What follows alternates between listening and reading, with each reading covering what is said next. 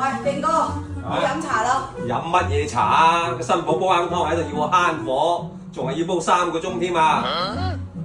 好多人咪覺得煲湯咧，煲得越耐就越滋補咧，大錯特錯啦！好多家庭煲湯都守住煲3燉4嘅老方法，以為煲湯煲3、4個鐘頭咧，啲湯汁先係夠濃順，先係夠味，咁樣先係養人。其實咁樣做咧，分分鐘係好心做壞事。煲湯咧真係唔係話煲得越耐就越好嘅，時間煲錯咗，營養就會流失。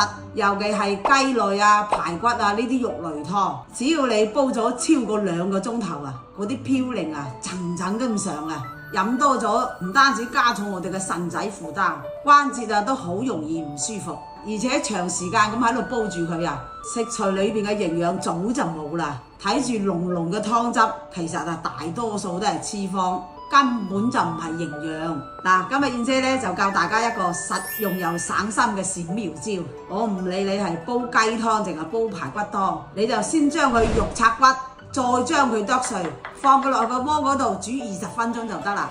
湯汁一樣係鮮濃入味，嘌呤咧又低喎，又省煤氣喎。我哋煲湯嘅初衷咧都係想屋企嘅人同埋自己啦，補嘅身子。如果唔懂呢啲小知識啊，反而會弄巧反拙。